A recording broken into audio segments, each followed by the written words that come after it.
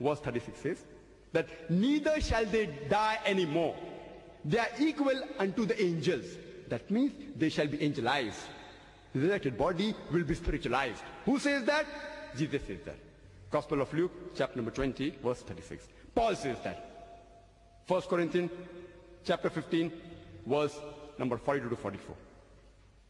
It's very clear cut. And there's not a single verse anywhere in the gospel which says that Jesus, peace be upon him, was resurrected. In fact, if you read, it's mentioned, if you remember the story, that after the alleged crucifixion, when the disciples, they met in the upper room, Jesus, peace be upon him, he comes. It's mentioned in the Gospel of Luke, chapter number 24, verse number 36. He comes and he says to the disciple, Shalom, in Hebrew, which means peace unto you. Next verse, Gospel of Luke, chapter 24, verse 37, says, but they were terrified and affrighted and supposed him to be a spirit. I am asking a question. Why did the disciples think Jesus, peace be upon him, to be a spirit? Did Jesus look like a spirit?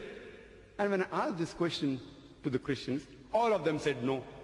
And they are right. Jesus Christ, peace be upon him, did not look like a spirit when he comes to the upper room after the alleged crucifixion. So why did they think that he was a spirit? The reason is because they had heard from hearsay that the Master Jesus, peace be upon him, was put on the cross. They had learned from hearsay that he had given up the ghost, that he had died.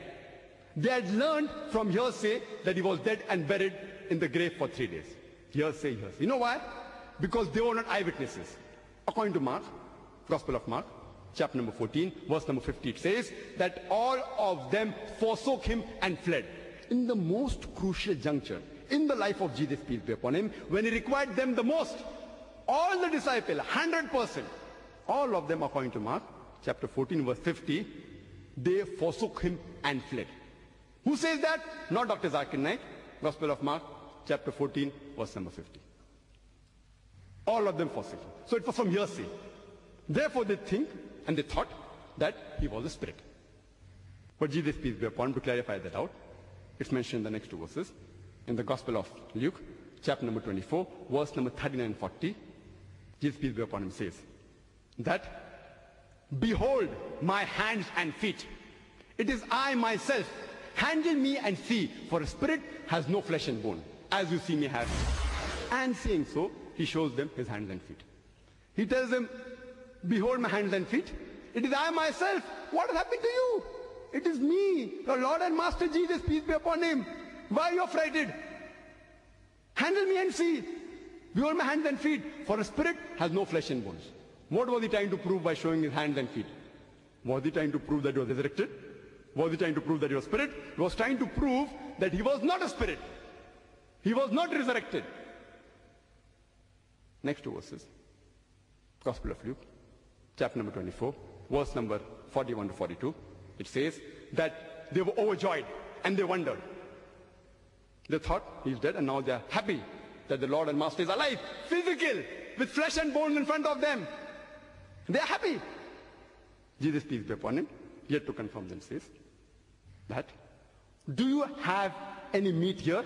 And they gave him a piece of broiled fish and honeycomb. And he took it and he ate before them. To prove what? That he was resurrected. To prove that he was spirit. To prove that he was a physical body. He ate and he chewed in front of them. A piece of broiled fish and honeycomb to prove that he was not resurrected. He was not a spirit, but he was in flesh and bones, a physical body.